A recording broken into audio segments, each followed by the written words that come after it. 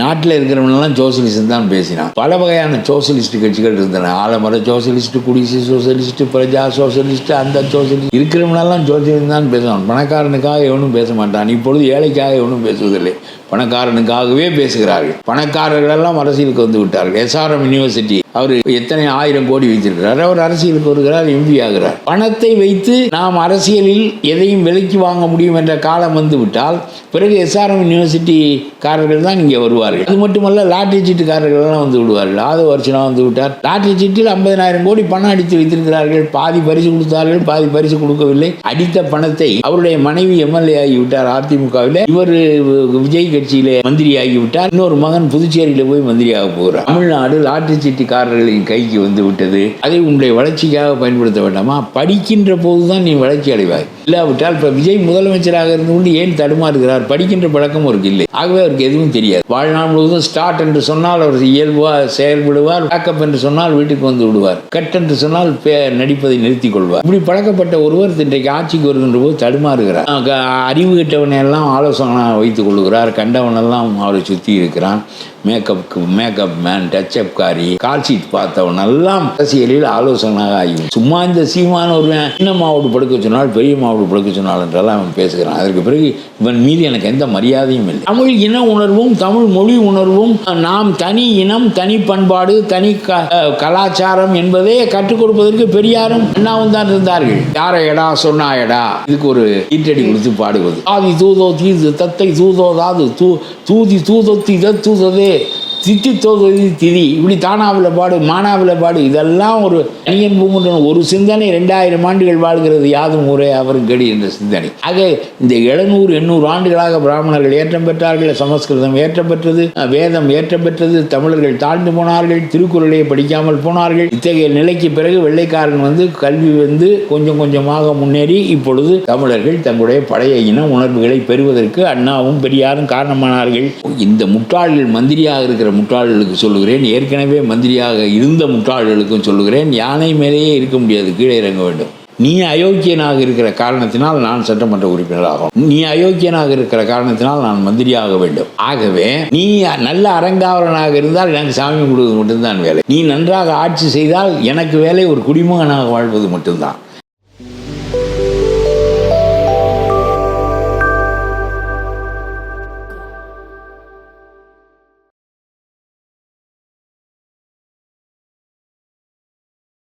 Media நேயர்கள் அனைவருக்கும் வணக்கம். இன்னைக்கு நம்ம இடையே இணைஞ்சிருக்கிறவங்க முன்னாள் சட்டமன்ற உறுப்பினர் மற்றும் தமிழ்நாடு தன்னுரிமை கழகத்தினுடைய நிறுவனர் திரு பழக்கருப்பையா அவர்கள்.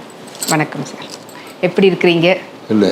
ஒரு மூத்த அரசியல்வாதி, உங்களுடைய அரசியல் பயணம்ன்றது நீண்ட ஒரு பயணம். அதனாலேயே நீங்கள் இப்போ இருக்கக்கூடிய அரசியல் களம் எப்படி இருக்குன்றதை பற்றி ரொம்ப தெளிவாக புரிகிற விதத்தில் சொல்கிறீங்க நிறைய விஷயம். இப்போ இருக்கக்கூடிய அரசியல் பற்றி தெரிஞ்சுக்கிறதுக்கு முன்னாடி உங்களுடைய அரசியல் பயணத்தை கொஞ்சம் சுருக்கமாக அப்படியே இந்த காலம் பேசினா போதும், அது பழைய அரசியல். அதனால இல்லை, உங்களுக்கு வந்து உங்களை பற்றி பேசுறது உங்களுக்கு அவ்வளோவா பிடிக்காதுன்னு தெரியும். அதனால தான் வந்து இருந்தாலும் என்ன அடுத்தடுத்த கட்டத்தில் இருக்க நான் உருவான காலம் அப்படி, நான் உருவான காலம் அப்படி. அன்றைய காலகட்டம் சுதந்திரம் பெற்றதுக்கு அடுத்த காலகட்டம், சுதந்திரம் பெறுவதற்கு பாடுபட்ட தலைவர்களால் உருவான காலகட்டம். அதாவது காமராஜர், ராஜாஜி, ஜவஹர்லால் நேரு, அத்தனை தலைவர்களும் சுதந்திரத்துக்கு 10 ஆண்டு 12 ஆண்டு சிறையில் இருந்த தலைவர்களெல்லாம் உயிரோடு இருந்தார்கள், ஆட்சியில் இருந்தார்கள். ஆகவே அவர்களுடைய ஆட்சி தான் 67 வரையில் நடைபெற்றது. 30 ஆண்டு காலம் காங்கிரஸ் கட்சியினுடைய கையில் ஆட்சி இருந்தது. அது மட்டுமல்ல, இன்றைய காங்கிரஸ் வேறு, அது வேறு. அவர்கள் சுதந்திரத்துக்கு போராடியவர்கள். தங்களுடைய வாழ்க்கையை காமராஜர்லாம் திருமணம் செய்து கொள்ளவில்லை, முத்துராமலிங்க தேவர் திருமணம் செய்து கொள்ளவில்லை. இப்படி தங்களுடைய வாழ்க்கையவே முற்றிலுமாக நாட்டுக்கு காணிக்கையாக்கி கொண்டவர்கள் அவர்கள். அவர்கள் வாழ்ந்த காலத்தில் அவர்கள் உருவாக்கிய அரசியலின் தாக்கம் நாடு முழுவதும் இருந்தது. ஆகவே தலைவர் என்பவன் தூய்மையானவன். அவன் எந்தவித பலனும் எதிர்பார்க்காமல் நாடு மக்கள் என்று கருதி வாழ்ந்தவன், வாழ்கிறவன். ஆகவே பொது வாழ்க்கை என்பது தொண்டு செய்வதற்குரிய கடமையை தவிர அது மூட்டை அடிப்பதற்குரிய களமில்லை என்று மக்கள் கருதினார்கள். அந்த தலைமுறை 67 வரையிலும் ஆட்சியில் இருந்தது. காமராஜர் 75 வரையிலும் இருந்தார்.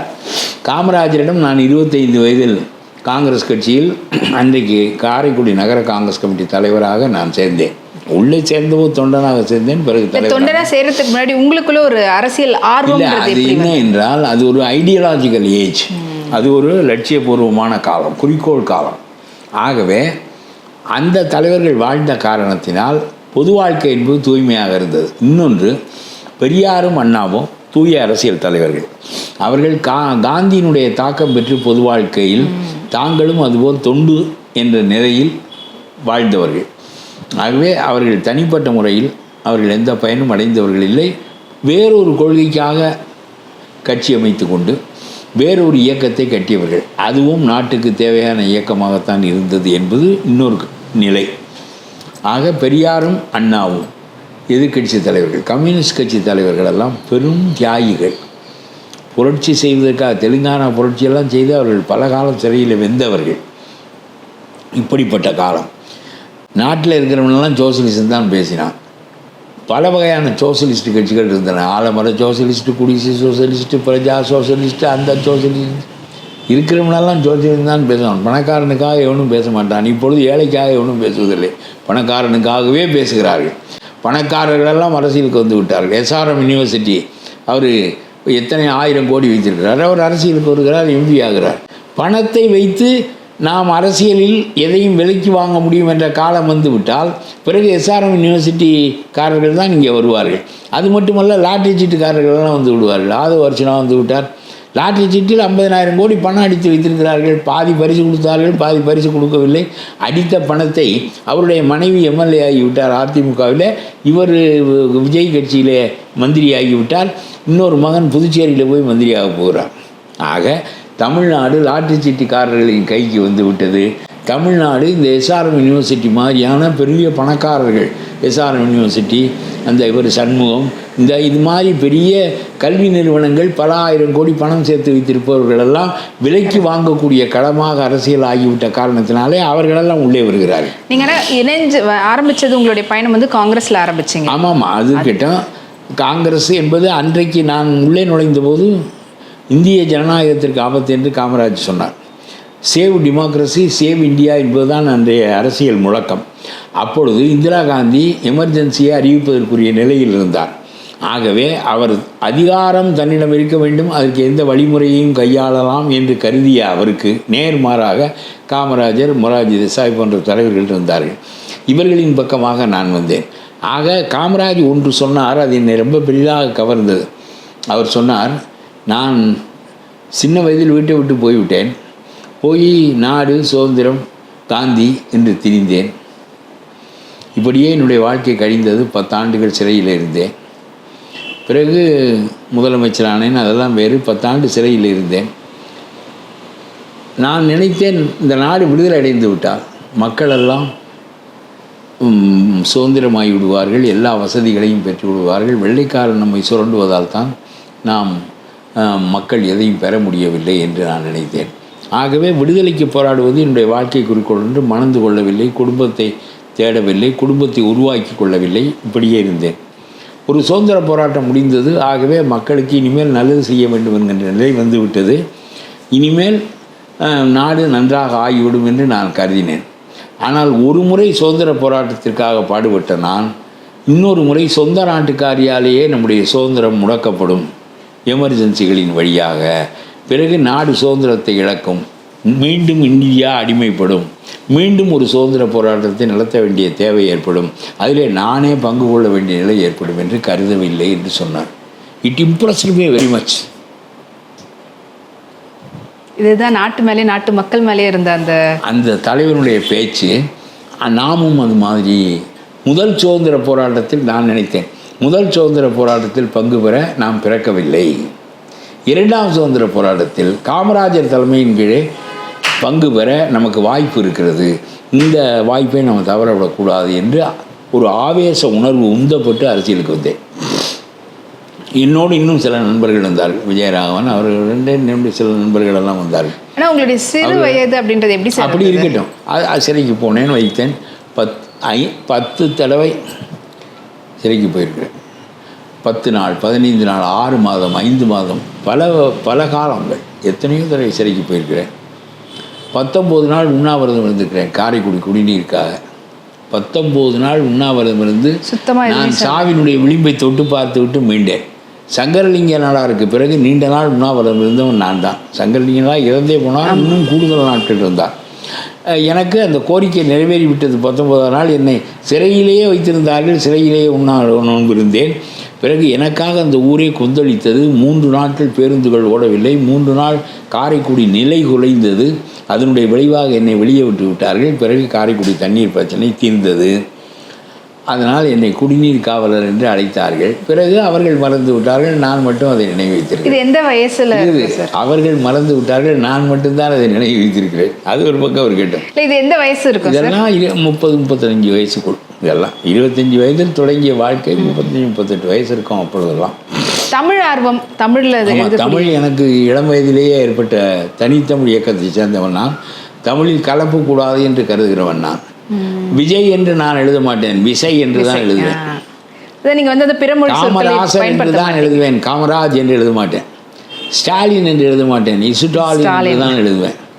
அந்த மாதிரி தமிழில் வடமொழி கலப்பு கூடாது, எந்த அயல்வொலி கலப்பும் கூடாது என்று கருதுகிறவன் நான். என்னுடைய பேச்சில் பெரும்பகுதி அப்படித்தான் இருக்கும். இருந்தாலும் 1-2 கலப்பு இருக்கும். எழுத்து மேலே எப்படி ஆர்வம் வந்தது? எழுத்து ஆர்வம் வந்தது என்று இல்லை, எழுத வந்தது, எழுதினேன், அவ்வளோதான். நிறைய புத்தகங்கள் எழுதியிருக்கிறேன். மகாபாரதத்தை பற்றி, ராமாயணத்தை பற்றி, கண்ணதாசனை பற்றி, அரசியல் சதுராட்டங்கள், சொல்ல கொதிக்குதல், ராமகாதை, பட்டினத்தார் ஒரு பார்வை என்று ஒரு 10 புத்தகங்களுக்கு மேல் எழுதியிருக்கிறேன். இன்றைக்கும் தினமணியில் தொடர்ந்து எழுதுகிறேன், துக்ளக்கில் எழுதுகிறேன், நிறைய பேசுகிறேன், டிவி பேட்டிகளை எல்லாவற்றாலும் மக்களிடம் சொல்ல வேண்டியது. 83 வயசுல இவ்வளவு பேச்சுக்களா இருக்கட்டும், இவ்வளவு எழுத்துக்களா இருக்கட்டும், அதுக்கு எப்படி உங்களால இந்த நேரம்லாம் ஒதுக்கி? அது அப்படியெல்லாம் இல்லை. நான் அது ஒன்றும் நேரத்தை நீங்கள் வீணாக்குகிறீர்கள். 3 பங்கு நேரம் இருக்கிறது. 1 பங்கு தான் தூங்குவதற்கு, 1 பங்கு படிப்பதற்கு, வேலை பார்ப்பதற்கு, இன்னொரு பங்கு உங்களை வளர்ச்சி அடைய செய்வதற்கு பயன்படுத்த வேண்டும். 8 மணி நேரத்தை 8 மணி நேரம் தூங்குங்கள். உனக்கே சொல்லுகிறேன், 8 மணி நேரம் தூங்கு என்ன, அப்புறம் 8 மணி நேரம் வேலை செய். நாம் வாழ்வதற்கு வேலை செய்ய வேண்டும். அப்புறம் 8 மணி நேரம் வீணாக என்ன செய்கிறாய்? சும்மா சினிமா செய்தியை, தினத்தந்தியில் வருகிற நடிகைகளை பற்றிய படங்கள், அதை பார்த்து கொண்டு பொழுதை கழிக்கிறாய். என்ன பயன்? நீ உன்னை வீணாக்கி கொள்கிறாய். அதை உன்னுடைய வளர்ச்சிக்காக பயன்படுத்த வேண்டாமா? படிக்கின்ற போது தான் நீ வளர்ச்சி அடைவாய். இல்லாவிட்டால் இப்போ விஜய் முதலமைச்சராக இருந்து கொண்டு ஏன் தடுமாறுகிறார்? படிக்கின்ற பழக்கம் அவருக்கு இல்லை. ஆகவே அவருக்கு எதுவும் தெரியாது. வாழ்நாள் முழுவதும் ஸ்டார்ட் என்று சொன்னால் அவர் இயல்பாக செயல்படுவார், பேக்கப் என்று சொன்னால் வீட்டுக்கு வந்து விடுவார், கட் என்று சொன்னால் நடிப்பதை நிறுத்தி கொள்வார். இப்படி பழக்கப்பட்ட ஒருவர் இன்றைக்கு ஆட்சிக்கு வருகின்ற போது தடுமாறுகிறார். யார் சொல்வதையோ கேட்கிறார். அறிவு கெட்டவனையெல்லாம் ஆலோசனை வைத்துக் கொள்கிறார். கண்டவனெல்லாம் அவரை சுற்றி இருக்கிறான். மேக்கப் மேன், டச்சப்காரி, கால்ஷீட் பார்த்தவனெல்லாம் அரசியலில் ஆலோசனையாக ஆகிவிட்டான். இல்லை, இப்போ சட்டமன்ற உறுப்பினராக இருக்கிறவங்களுக்கு அரசியல்னா என்ன? இல்லை, அது ஒரு பக்கம் இருக்கட்டும். இதை சொல்கிறேன்.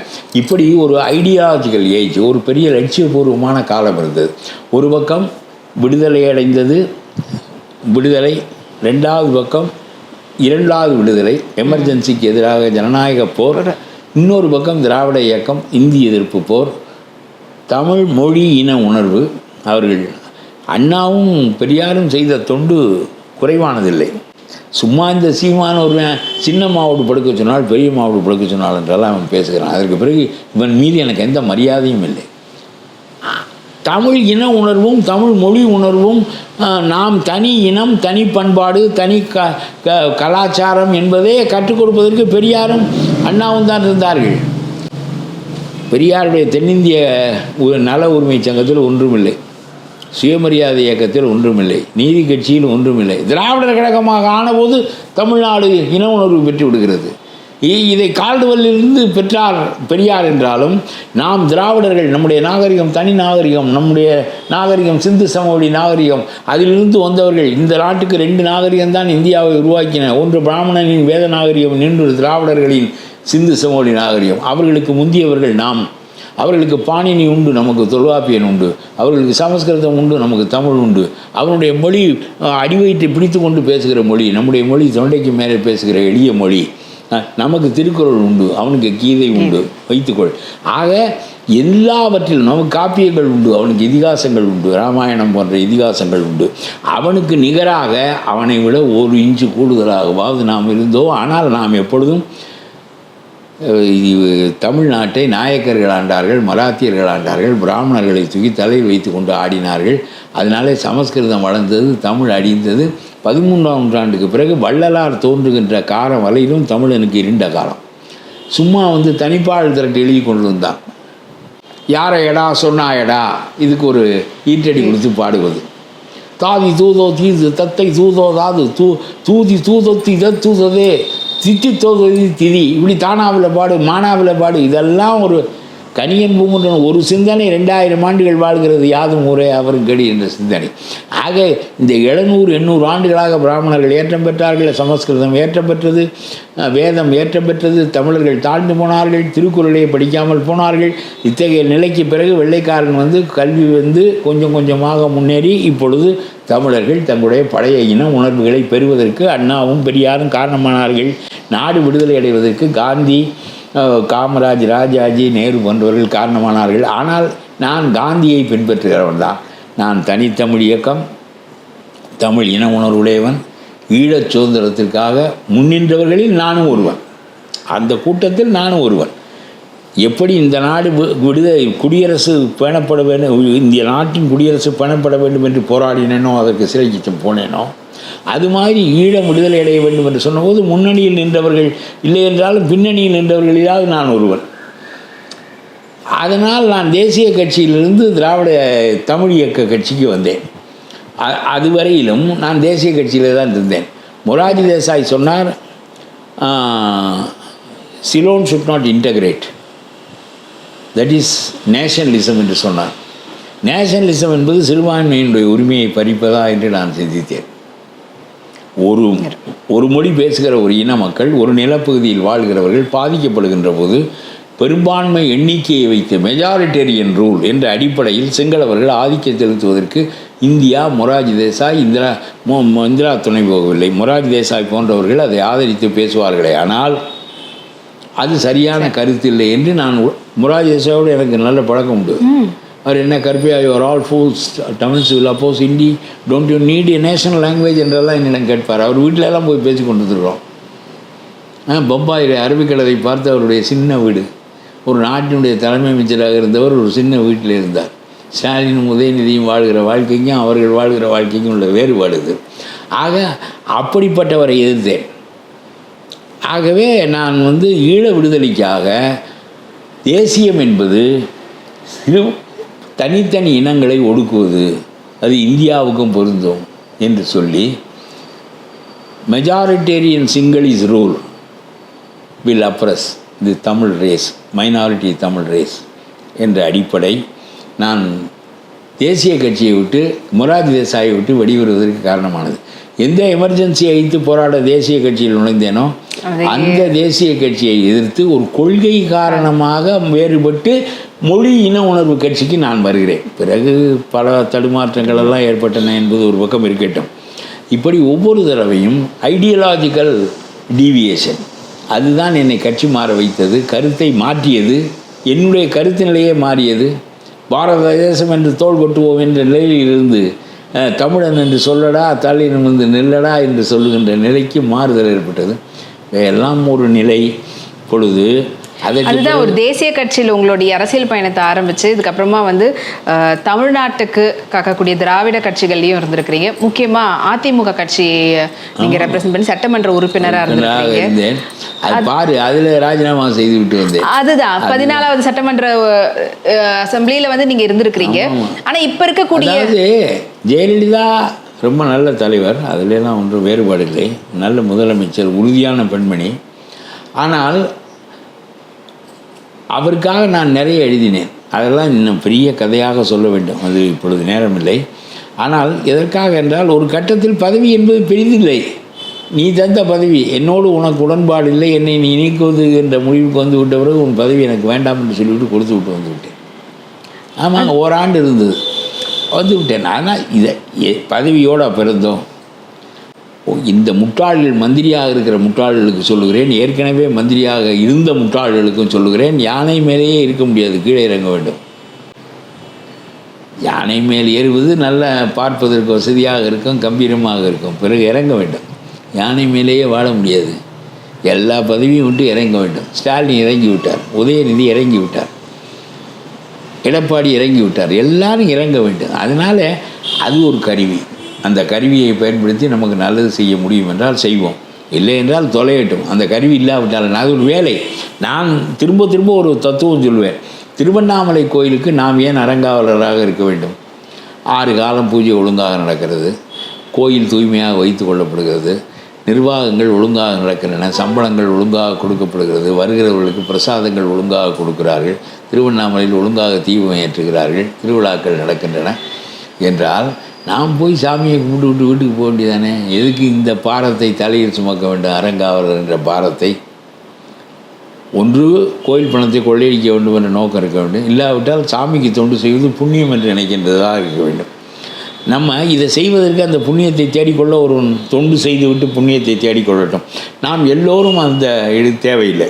நமக்கு வேலை சாமி கும்பிட்டு விட்டு நம்ம வீட்டுக்கு போகிறோம். எனக்கு வேலை எம்எல்ஏ ஆவதால் அல்ல, மந்திரி ஆவதல்ல. எனக்கு வேலை என்னுடைய வரியை ஒழுங்காக கட்டி நான் செய்ய வேண்டிய காரியத்தை ஒழுங்காக செய்து கொண்டு ஒரு நல்ல குடிமகனாக வாழ்வது, சட்டத்திற்கு புறம்பில்லாமல். அவ்வளவுதான் என்னுடைய வேலை. நீ அயோக்கியனாக இருக்கிற காரணத்தினால் நான் சட்டமன்ற உறுப்பினர் ஆகணும், நீ அயோக்கியனாக இருக்கிற காரணத்தினால் நான் மந்திரியாக வேண்டும். நீ ஆகவே நீ நல்ல அறங்காவலனாக இருந்தால் எனக்கு சாமி கொடுவது மட்டும்தான் வேலை. நீ நன்றாக ஆட்சி செய்தால் எனக்கு வேலை ஒரு குடிமகனாக வாழ்வது மட்டும்தான். உங்களை பற்றி நிறைய விஷயங்களால் தெரிஞ்சுக்க முடியுது. இது மூலயமா அடுத்தடுத்து அரசியலுக்கு வரணுன்றவங்களுக்கு சார், நீங்கள் அவ்வளோ பெரிய ஒரு என்ன சொல்கிறது, எல்லா துறையிலையும் வந்து உங்களுடைய காலை வந்து பதிச்சு வச்சுருக்கிறீங்க, வெற்றி கண்டிருக்கிறீங்க. உங்களை பற்றி தெரிஞ்சதில் ரொம்ப நன்றி.